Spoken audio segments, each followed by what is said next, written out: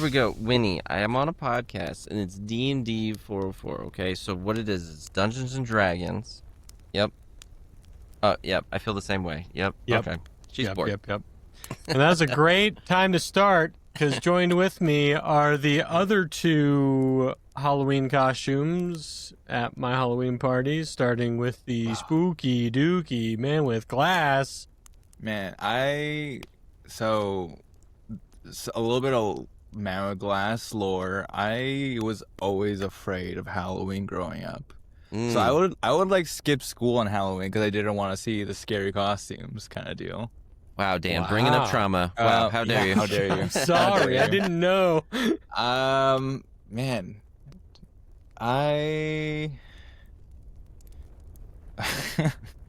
very boring. I was like a firefighter for like 4 years in a row. There you go. Because I was like, I guess so, yeah. Man with hose, watering down those hose. fires. How about you, Jared?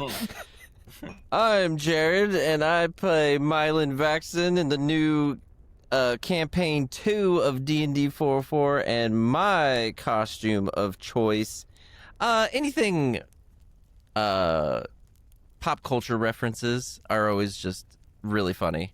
Give Like us I saw a bunch specific of pop culture reference. this year. It was the French thieves. Oh, that's a good saw a one. lot of No, I French saw a lot thieves. of the couple that got spotted at the Coldplay concert, Oh yeah. and that was those are really fun. that one made I me like that. laugh a lot. So I like any kind of pop culture ones that I'm like, Mm-hmm. I see what you did there. Anything that's super niche and I get it, I'm like, you know what? Yeah. World's smaller than you think it is. But what about you, Dan? Hello everybody, I'm Dan. I used to play Minas Pebble Walker. Now I play Boram du Marais in Campaign 2. And we're joined with the editor, by the way, of Campaign 2, Man with Glass. Mm-hmm. We finally have enough doubloons to pay someone to edit our podcast, so we aren't tearing our hair out every week. But I am the I don't want to say pun, but like the mixed joke costume. Like, for example, for Halloween, I was a blind ref.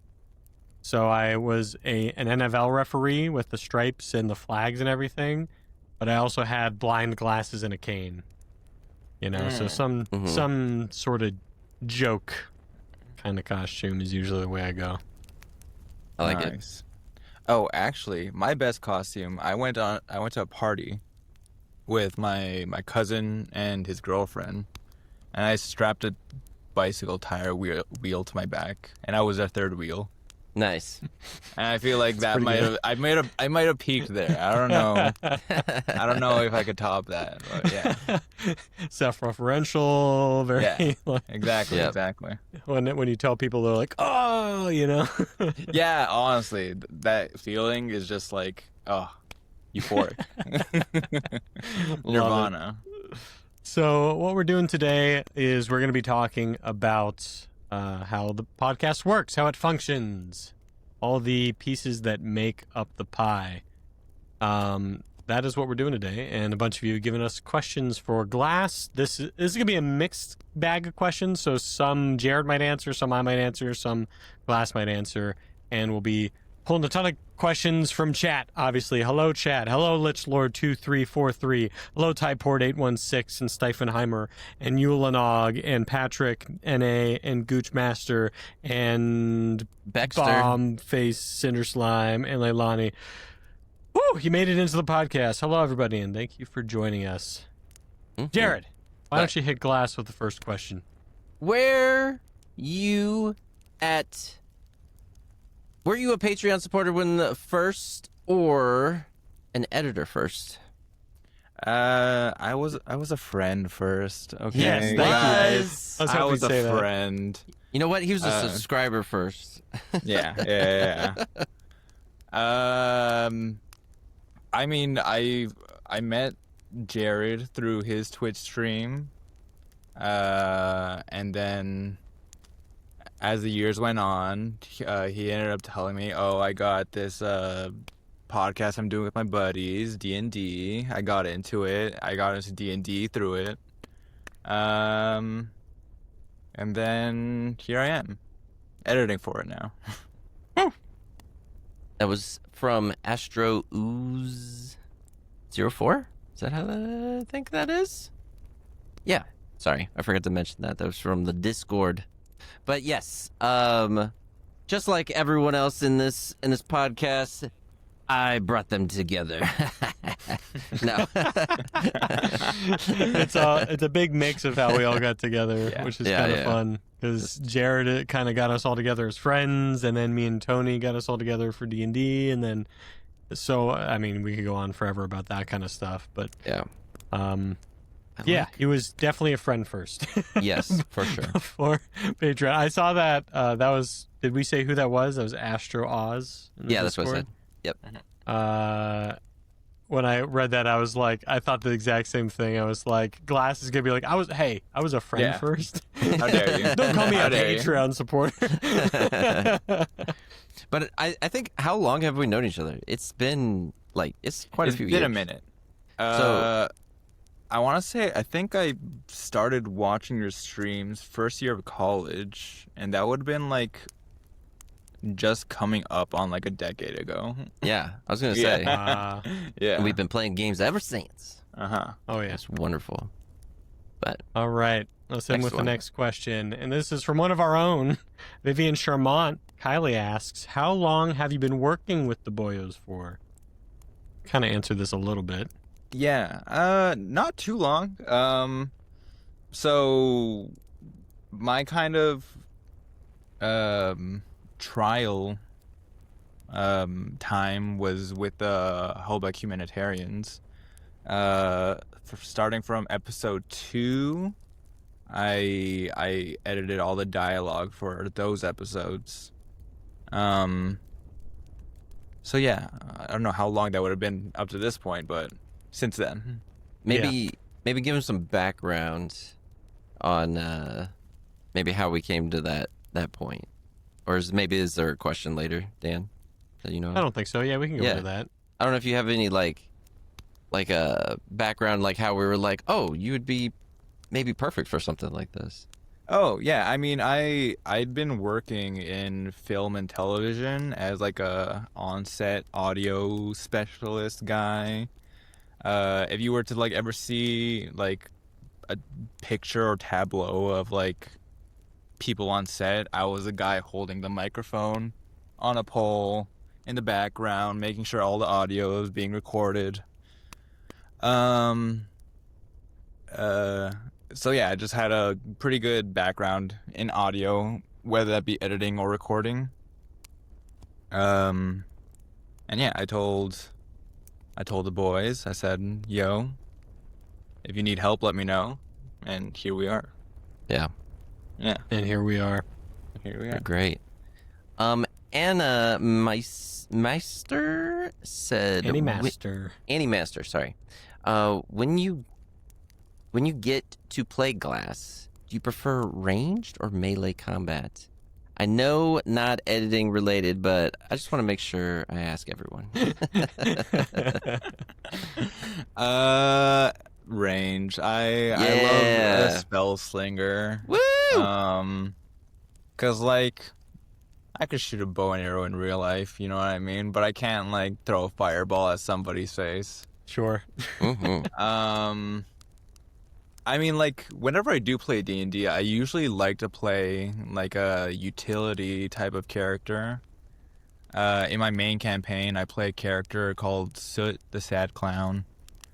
And he's just all about illusions, and I discovered that, I don't know if you guys have ever used it in the podcast, but there's a spell called Illusionary Terrain, which just you just change the terrain that you're in. Which is so much fun. Especially with my DM, who allows me to flavor it a little bit, of being this jail cell is now a house of mirrors, and now everybody's fucked. What was it called? Illusionary, what was it? Illusory terrain, I think. I'm gonna look it up. I might put that one in my back pocket for a rainy day. You know what I'm saying?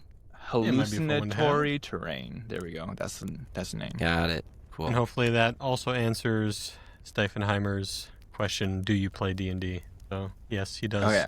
Yeah. That was in the Twitch chat I saw. Mm-hmm. ST Double D's who asked, would you still love me if I was a worm? Age-old question. The hard-hitting questions. No. Next question.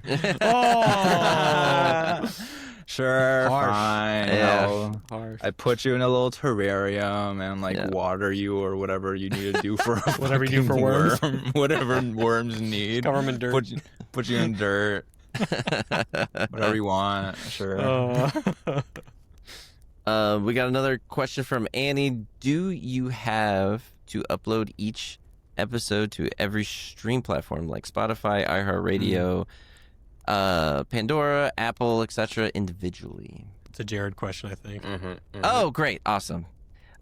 So RSS feeds work really fun. So that's what the backbone of podcasts is run off of. So basically there's one feed that trickles down to everywhere else. So what you do is you put it up onto this RSS feed and you have to pay a monthly subscription usually for something like that. And then once you put it in that feed, it then trickles down to all the places. So Apple, Spotify, everything's reading this one URL, and it's just they're stealing the content from the URL basically, Yeah. with our permission. So, but we did have to set up so many different ones. So like, there's certain ones that we had to go manually set up to do it. So Apple specifically, Spotify, iHeartRadio. There's why am I blanking it? D&D, or no, what is it? Good Pods. Like all these websites, we had to do manually once, and then it will like do it all. So yes, we did have to do it once, but no, most of them just do it automatically, which is cool. Yeah. There you go. Pretty well said, I think. It's like having your water tower. You know, you put it in the one location, then it goes to everybody else in town. So we just send our feed to everybody else, and it's been working pretty well. You know, it's not something I thought we'd get into podcasts, but it's been a fun journey. The amount of little technical things that you can do is staggering when you start like lining them all up, you know, one after another. It's compounded over 4 years. Yep, it's pretty great. All right, what's the next one? So John the Don, and Great this was name. also asked from Trevor on Instagram. So John said, asked who chooses the music that plays for the campaign. And Trevor asked the same thing, kind of. They said, I was wondering, where do you get your music from? I love it. And I added that because I love you for saying that, because I do the music. There it is. And we use a mix of audio samples. So we use a program called Splice, and Splice has a lot of music samples that you can pick from. You can change the BPM, the instruments, all that kind of stuff, and look up samples that match the tone or the genre that you're looking for, and clump those all together. And it's a mix of that, and sometimes I'll put in my own musical sounds and tidbits as well as effects from the programs that we use. So this is why when we were getting towards the end of campaign 1 that we were like, we have to figure something out, because Dan was doing all the music, and Tony and Dan were doing the first cut, the assembly cut is that what you would the assembly and then cut is. So basically that's making sure we take out all the ums and ahs and make sure that there's like really good flowing conversations and make sure everything works right. Say we take they take a 3-hour edit and, you know, take it down to whatever it might be, like an hour and a half to 2 hours or maybe a little bit more. And then Dan would go in there and do the music, and then Tony would go in and do sound effects. So we're just like, okay, what's the pain point? Because, like, you know, if Tony's out for a week, then all of a sudden Dan's now having to do it, or you Yeah. know, type of situation. So we were like, we have to do something in order to do this. So that's where Glass came in, and we were like, this is wonderful. So Yes. we appreciate him so much. Oh yeah. So it's all custom. It's all customized. So once in a while, I'll find a sample pack that all the samples work well together, and I just use that. But typically, I'm mixing together a bunch of different packs and instruments and stuff to make a unique track. You know. So, yeah, that's how we do that. All right. What's the next question we got? We have another one from the Discord. Let's see here. It's from Shirley. Said, how long does it take to edit an episode? Ooh, me and Glass can answer this. Glass, Yeah. take it away. How long do you think it's taken you so far? I mean, it purely depends on how long they edited and how many flub takes they have. Yeah. Probably like 4 to, if we're pushing it, like 6 hours just to do the assembly. If we're pushing Yeah. it, sometimes. If we're pushing it.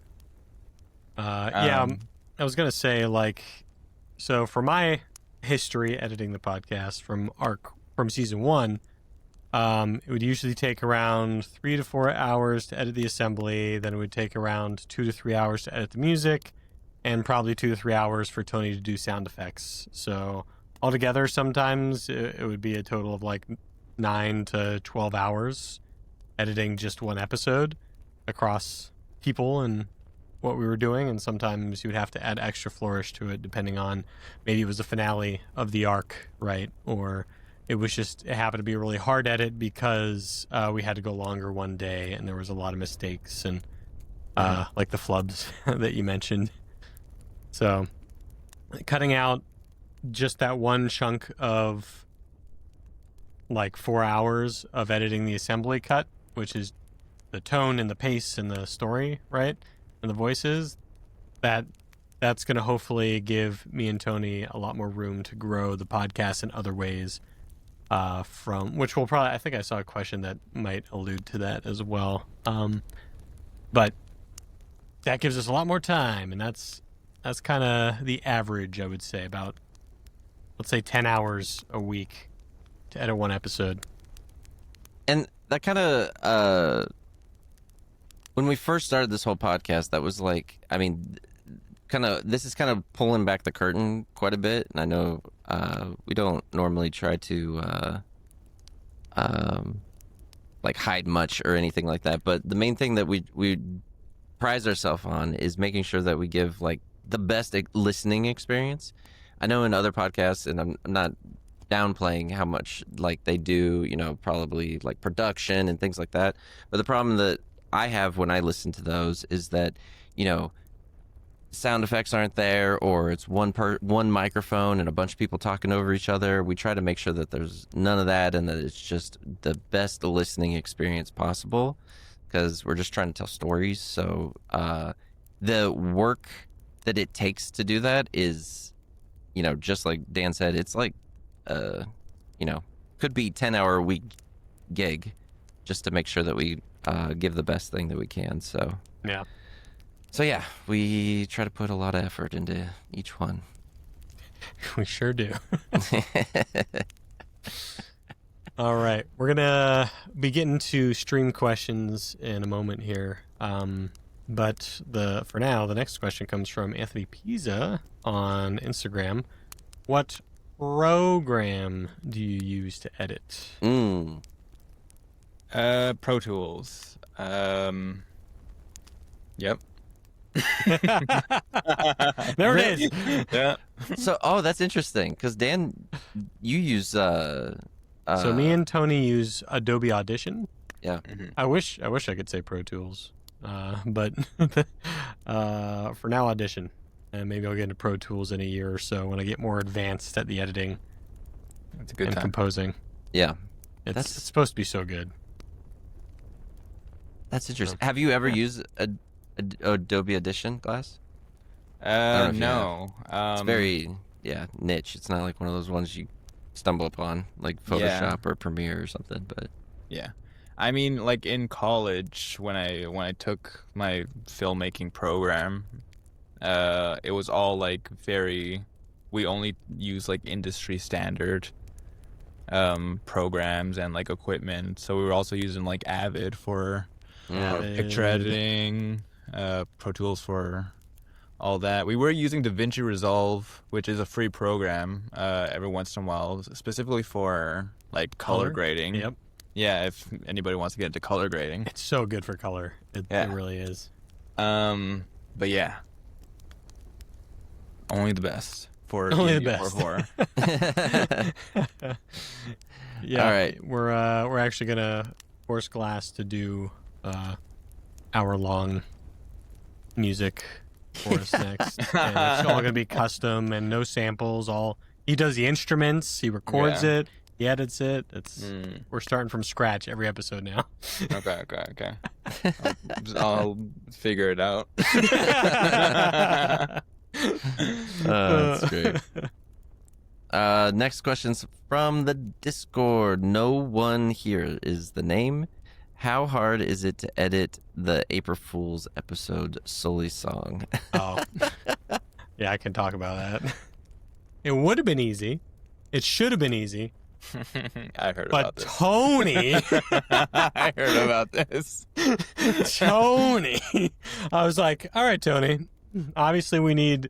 So for those of you that don't know what the April Fool's episode was, I don't know if it even exists on our podcast stream anymore. I think it's only on YouTube.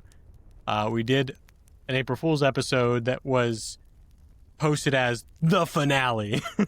D&D 4.4, the finale. But when everybody clicked on it, it was just an hour of Sully going doo-ba-doop boop, boo-ba-doop boop, doo-ba-doop boop, doop-boop, ba-doo-ba-doo-ba-doo-ba-doop boop. So it's that, right?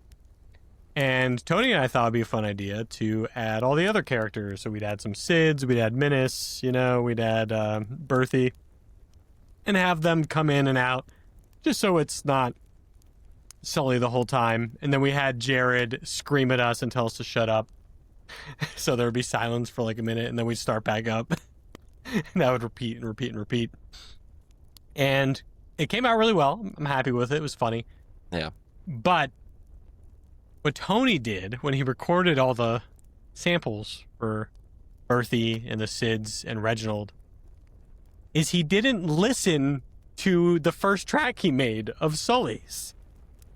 So when I lined them all up, none of them lined up because he was just guessing the cadence and the rhythm every single time he recorded a new track.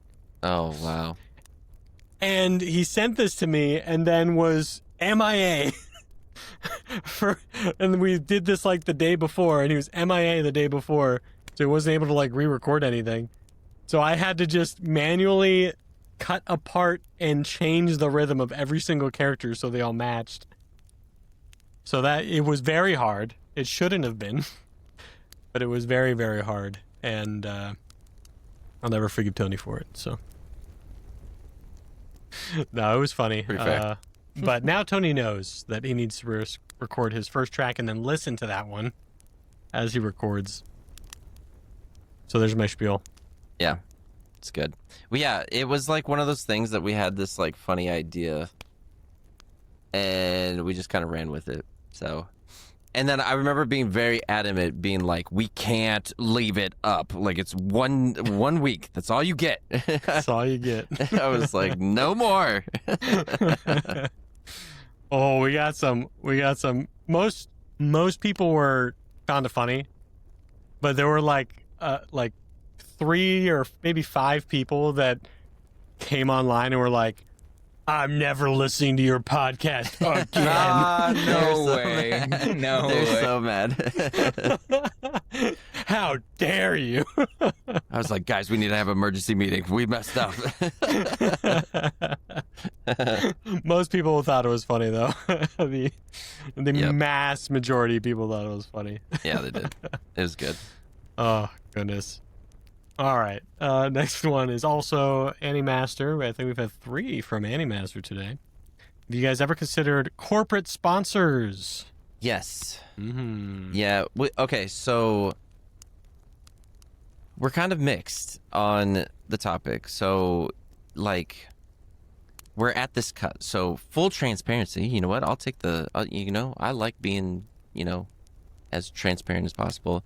We are just under being able to start advertising, or I'm sorry, getting sponsors from Spotify. So what that means is that our listen time is through the roof, but the amount of people who listen isn't as much as Spotify wants. So if we hit that in this campaign, oh man, like that's gonna be able to hopefully, once we see how much funding it is, like you always hear about funding, and I expected it not to be that much. Once we hit that number, then that's gonna help us really see a path, and the path is either gonna be like, oh, just doing what we're doing is gonna be fine, type of situation, or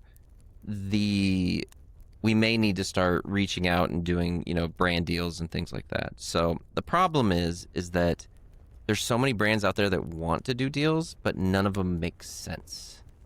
And I think that's our hardest part. So like a VPN company reached out to us recently and was like, hey, advertise, we'll give you X amount of dollars, and whoever signs up, we'll give you a portion of that. And it's like, okay, that's cool, but like, I've never heard of this VPN company before. So now it's like, okay, now I have to research that company, and then I'm like, I don't feel right doing a VPN company if I don't even use the product. So then it's like, okay, well, we have to use a product. So then we reached out to like these products that we do use, but they're large companies and they're just like, they don't care. So we have to find some balance. So hopefully this year when we go to conferences is going to be our big goal, that we meet some of these companies, get to know them, and we both fit in each other's spaces, and we may do some kind of deals like that. So it's hard because we don't want to do it wrong. That's my biggest fear, is we don't want to like do the wrong thing. So it's just making sure everything's right, because we could have already, sold out, quote unquote, whatever you want to call it, to brands, and been much easier off and things like that. But it's just, we want to make sure we do things right and not promote things that shouldn't be promoted. So yeah, we gotta be sponsored by people that we trust and we would use ourselves. Yeah. The kind of talk about the time aspect as well. Now that Glass is going to be editing a lot and taking time off of my plate and Tony's plate, that gives me time to make content again, because we all work full time, so we're all working full time. We can't just drop work to just edit the podcast, so now that I'll have extra time, I want to get back to making content again. And as great as our podcast is, sponsors are much more likely to come through on platforms like Instagram and TikTok and YouTube, So that is going to be a push for us as well, because we are very strange in the podcast world, especially the D&D world, because most D&D people started doing content creation and then went into podcasting. We just went full force into podcasting, made something amazing, and we are one of the better podcasts, but we are just not very online as far as the content is concerned. Wait, so you now mean when content takes 10 hours to make in a week, you don't have time to make a silly YouTube or TikTok video? Well, all the TikTok videos I made that went viral always took me like 5 hours to make. I know, and the ones that did so well are just like, they're great. Yeah, go click on our TikTok and click on the popular drop down and just see our most viral ones, because we got some funny ones. I'm telling you, if we can get Dan to just make TikToks, he's gonna be killing That's it. what we need. Yep, for sure. Yeah. So that's definitely gonna be a push moving forwards. And Glass is helping with that. Thank you, Glass. Woo! Yeah, for sure. I want to take a question from TikTok, or I'm not TikTok. I'm sorry, Twitch. Is that cool, or is it gonna throw everything? Of course, yeah. Now is the time. Now we're moving on Okay. to Twitch questions. I did want to address this because it was kind of directed at what we were just talking about. It's like you guys have to make money and to keep things going. So we get it. It's not like you're selling out. It's true. It's just we're not. Luckily, we have the Patreon. The Patreon is everything that we need currently. Like, it's keeping us exactly where we need to. Like, the things that we do need to, like, keep everything, the you know, the quote unquote the lights on, is that fulfills it, which is awesome. If we didn't have that, oh yeah, we would have to be doing some like serious stuff. So that is our like lifeline, which is great. So we're not. I don't want to say that we're hurting, but we could definitely be doing well off if we did something like that, which we don't want to. So until we have to make that jump, we're not going to. Is the idea. Typort said you need to get a full-time animator to turn your episodes into a show. Brother, oh my gosh, I want to so bad. There's so many episodes that me and Dan have talked about over and over that it's like, what would be the best thing? And when we went to the last animator, I know his style and his style's funny, so I was like, okay, having an epic fight scene just doesn't fit his style. Giving him something funny that he can like play with and just go to town with, cinema, perfect. We found the perfect person with the perfect content. What I want to do is take those fight scenes, like, say, what is it, episode 50 to 60 in that area where we're in the Shadowfell, the barracks. Yep, we know the one. And I want to take that whole scene because I think that's like when we all hit our peak, like not our peak, but like we all just came together. We were like the Power Rangers, which was pretty great. So something like that would be awesome. So if only. Yeah. Glass, you got to learn animation as well. Oh man. The craziest part about you saying that is the last time I brought up the fact that I downloaded Blender, you're like, oh, great. So you're going to be our animator now? I'm like, let's wait a second. I have no idea what I'm doing. Right. And it has to be cel-shaded anime style. Cel-shaded anime style. Yeah. Find a way to mix those two. Exactly.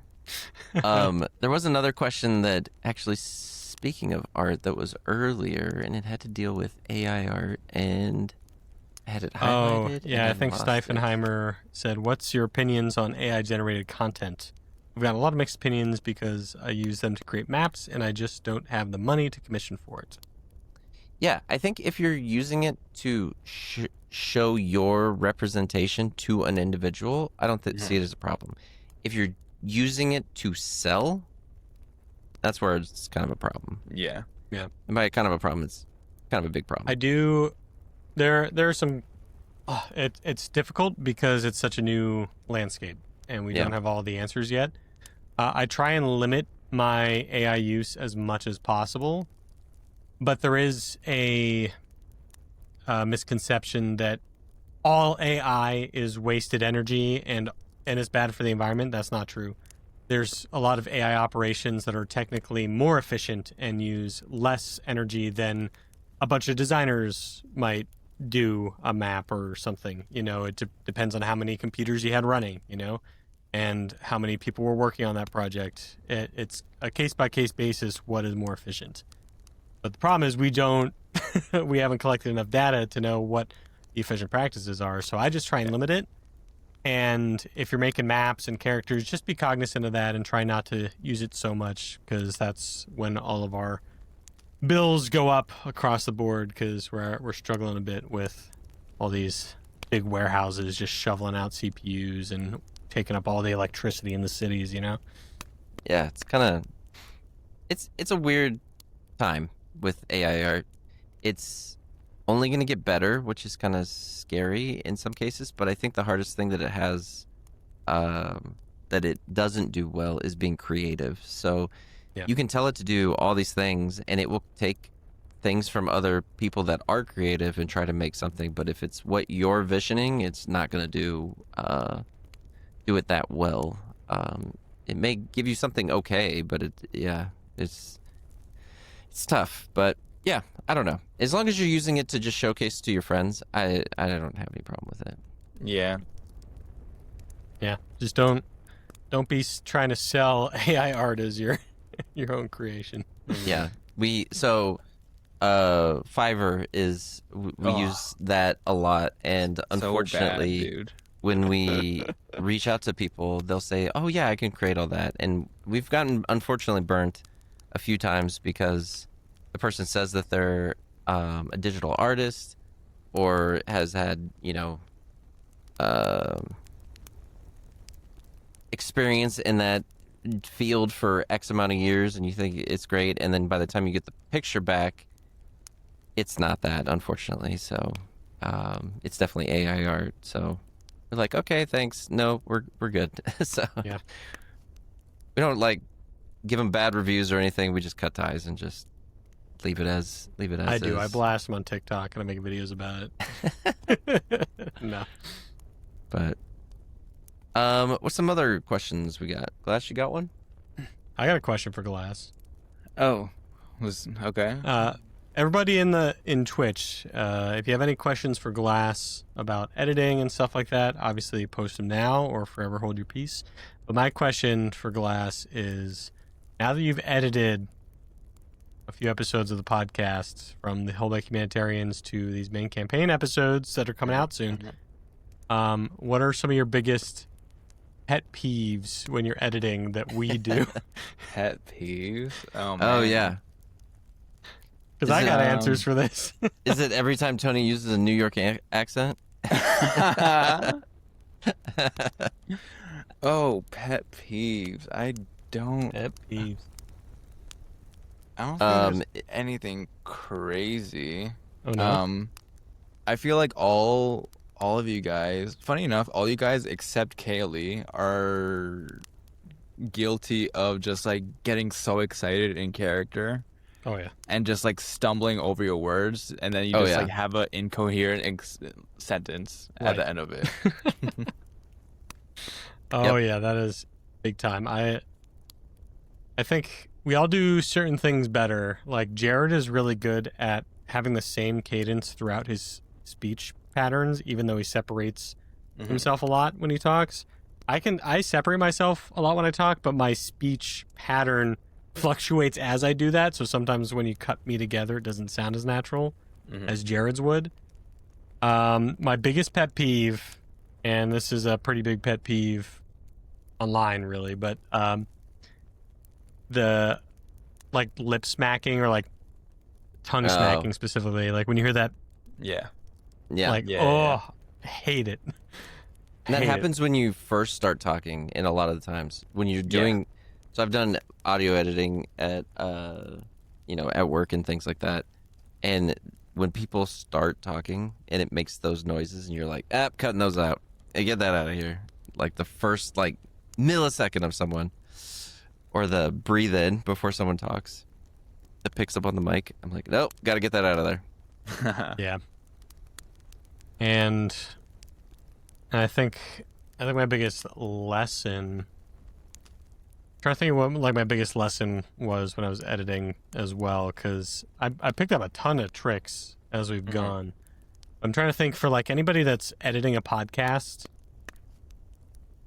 This is more of a broad one than a mechanical editing technique, but don't fall in love with your own dialogue. I think too many people fall in love with their own voice or making sure every aspect of the podcast makes it. Cut in what only is necessary or is highly entertaining. Everything else should be straight out the door. We don't need to laugh at me and Tony laughing about some inside joke that we have. Nobody else cares. Cut that shit, get it out the door. That's been my biggest lesson in cutting things down and making things efficient. What do you think, Glass? My biggest lesson, or Yeah, as you've been editing, what have you realized works well, better? I mean, maybe to go more mechanical side, but if you're like thinking about doing audio editing or any kind of editing, um, like as a profession or even like as a hobby, make sure you know the shortcuts, because shortcuts will save your life 10 times out of 10. I feel like if I didn't know any of like the standard like copy paste shortcuts, I feel like the 4 to 6 hour editing time span could easily be like 10, 12 hours Easy. just like doing the monotonous like cut, cut, cut of like everything, you know what I mean? Yeah. But yeah, Ripple deletes, like selecting everything to the Exactly. right, like all those little things go a long way. exactly. Yeah.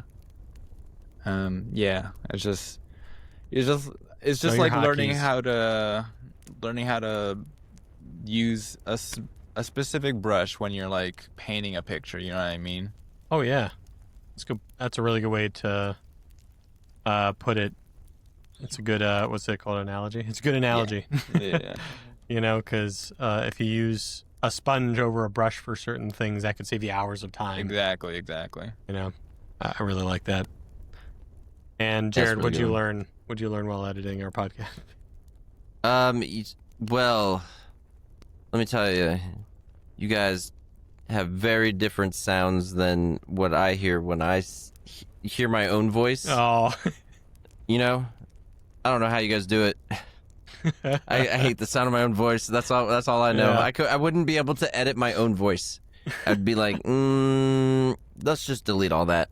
Let's delete it all. No, come on, bro. Just It's not. I You can't. Oh, dude, I cringe so easy, and anytime I hear myself, I'm like, nope, delete it. But you were a Get it outta here. streamer for so long. What do you mean? Oh, But I he doesn't have to know. listen to his own Hey, voice. He look, just, I mean, you gotta face your guess, fears. You know what I but- mean, head on, and that's what I did for. that is funny. But yeah, no, it's tough. Typort's got a good next question, I think. When editing, do you prioritize the audience demographic more or your own artistic vision? I prioritize audience and the guys' artistic vision. As much as I want to be like, oh, like I want to do what I want to do, at the end of the day, this, like any other job, this is a job where somebody else is paying me to do a specific, episode. So in theory, Dan, Jared, Tony, Alec are kind of my quote unquote directors, you know? Yeah. So it is a little bit of like what they say goes. But when I am on my own, like doing what I need to do, I do need to keep in mind audience, and that like I want to make sure that they're understanding what's going on. Something that Tony does a lot while he's like playing the game is he'll explain something 15 times over 15 different ways. Yep. So sometimes I'll just be like, okay, let's just bring that down to one way. Make it a little Absolute. concise, a little bit easier to listen to. Yep. But yeah, so it's a little bit of column A, a little bit of column B, you know? Yeah. And just to get a little more technical about it, I guess, from my side, right? We've been doing this for 4 years, a little over. So we've cultivated a certain way that we edit the podcast, and it sounds a certain way, and we want to make sure that it is consistent for as many years as we do this, you know? So with consistency comes things like guidelines. So we have editing guidelines, and those are not rails, they're not rails, but it's just like, hey, Glass, here are the things we look for. Try and do as much of that as possible, and then the rest is up to you, up to his interpretation. So our pace in the podcast is something that we are very, very proud of. I think we are one of the most well-paced podcasts out there. There's not a lot of dead air, that things move efficiently like a roller coaster. We let things breathe when they need to, when things are sad or slow, but then pick up and go quickly when the energy needs to be high, So those kind of things are all in a document that Glass will continue to help us make even as he discovers things as he edits. So that document is something we'll go back to now and again just to double check, like, okay, do we all have the same vision with this? Are we still holding true to our vision? Is it still consistent? And that's our secret sauce that kind of keeps everything as tidy as you hear it when you listen to it on release day. So that's a more technical answer, I guess, if you wanted it. But to answer it directly, I guess, audience is slightly higher for me. Yeah. Slightly. Yeah. We have our own way It's that we more do it. storytelling. That 49% is the way we want to tell the story and how we do the music and do the sound effects and how Glass decides to cut certain words together. But at the end of the day, we don't want you guys sitting through a bunch of inside jokes and dead air and dice rolling and all that craziness. So, yeah. For sure. Glass, Goochmaster69420 asked, what's your favorite vegetable? Oh shit. Okay. Favorite vegetable? harder hitting questions. Yeah. Oh my god. Right after the worm one. Jeez. Favorite vegetable? I feel like a cucumber is so versatile. You know what I mean? Yeah. I love me a cucumber. Put it in a salad. Put it in a pickle dip. even. You go pickle it, Yeah, I feel like cucumbers could kind of do it all. That's an awesome answer. Yeah. I would say beets. All right. Most How about people you, hate Jared? beets. 0. 0. Iceberg lettuce Mm-mm. on a burger? Nope. I will throw it away. Oh my goodness. We got to find him a vegetable because this man Tomato is crumbling. sauce. Right? I mean, I hear pizza, right? Is kind Okay. of Yeah, a tomato, vegetable, I guess we'll right? say. Pizza vegetable, sauce. yeah, sure. Yeah. Yeah. Cheese has to be in there somewhere, right? Isn't that part of it? Cheese. An animal, and that's the vegetable of the animal product world, right? Cheese. Pretty sure. It grows on trees? No? Ground? I will Underground? say though, How's that work? whenever I get like wings and they give me like that side celery and carrot, I'm like, what are you doing? What do you think I'm Hey, gonna I do like with the this? carrots. Get this Oh. out of my face, I don't eat man. the I'm not celery, gonna eat it. I'm trying to stuff my I face came with here sauce for and meat. wings and soda. Why do you think I'm going to eat a carrot? Exactly. I think celery might be like I don't eat any vegetables, but like I think celery might be my most hated one because I have my sense of smell is probably like one of like if I had a superpower, it's probably my sense of smell. Celery for some reason triggers me so hard. If it's I specifically can't even eat the wings if it's around. Like I can't even like touch it because then it's on my hands. I have to wash my hands like 2-3 times just to get it off. Ugh, I hate it. Oh, celery. Down with celery. Get it out of here. Down with celery. No more celery. Celery has to go. I mean, I'm trying to think of other vegetables that have like a distinct smell. I think celery is the only one that I could think of, and maybe like carrot. I feel like carrot has like a distinct smell to it, but I think cucumber has a pretty distinct smell when you slice it freshly. yeah. I would I say don't know what a pickle cucumber- is, but that's horrendous as well. Wait, have you never had a pickle either? I mean, mistakenly, accidentally, for like half a second before viciously throwing up, yes. Oh my god! Got to the hospital. They had to stomach pump you. Oh man, the I thought it was whole on life shebang. support.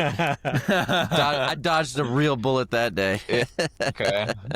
No, it's fine. But anyways, I think we still got some more questions. I think we got a Goofmaster? good ending question Okay. down here. Take Because it we got to away. get going. But Steifenheimer asked, is there anything that would make you guys stop the podcast? Ooh.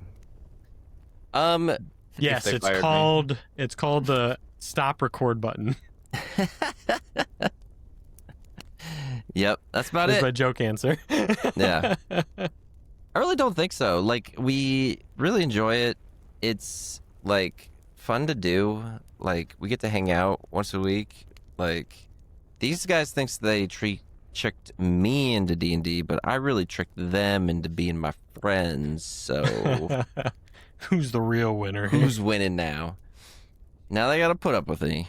No, I think I don't know. I really don't know. That's a loaded question. I don't think there is. Like right now we're going to finish campaign 2, and if we see like, oh, hey, we got, say our viewership went up, and then okay, we'll do campaign 3. If it didn't, and say we just kept doing it this way, we'd definitely have a conversation, be like, hey, do we even need to record it at that point? Like, maybe at that point, is it really worth it? Maybe something like that, but I don't see that happening. I see that everyone seems to really enjoy it. Everything's great. We hold ourselves to high standards, and we enjoy doing it. So Maybe like spontaneous combustion. If one of us just exploded. Yep. That would probably stop the podcast. Right. I'm just Ooh, thinking realistically. I just here. had an amazing idea for April Fools, and I will tell you after we get done Ooh, with this. exciting. I got to write it down. Shut up. Don't talk to me. If we stopped paying Glass's bills, he would stop editing for us. So Right? that would probably end it. Oh, I say Rogan. bills, Yes. but we are a part-time job for him as well. we give him a good amount, I hope, but it is only once a week that he edits an episode. Right. Hopefully, it becomes a full-time thing. In the Yeah, next... honestly, that is the dream. The dream Yeah. is Oh, that we imagine. have a lot of friends that have like specific things that are really good in like corporate worlds and things like this, or like storytelling things, or like production things, and whatever. And if we can just keep growing, and that we can hire them in, and I can get my friends to not have to work crappy jobs, that's my dream. Like, that's all I want. I don't mind if I keep working. That's fine. I have an awesome job. Like, it's whatever. But like, if I could get my friends to not have to work, I'm gonna do that. So it's gonna be great. But I think we have like a really cool crew. I don't know. Don't think it can happen right now, pretty but cool crew. we do have one special thing left that I Yes. want to bring up. Yes, we do. That I did not know about. What Okay, is good. this special thing? Glass has been very interested in a certain thing lately. Oh right. Why don't you tell him about it? All right. So last time I went to, if you're on the Discord, let's plug the Discord real quick. You would have seen that I went to go buy Is this his? a buttload of cards for Yeah. a new Riftbound card game. This is our suggestion for the end of the episode, right? Yeah. Yeah. And as I was leaving, they gave me a little goodie bag, and in the little goodie bag there was another pack, just loose. So I was Whoa. like, sick. Okay, cool. And I thought I might open it on stream. So That's awesome. for the audio listeners, so it's League of Legends came out with a new card game. So a lot of our Discord, we talk about the One Piece card game.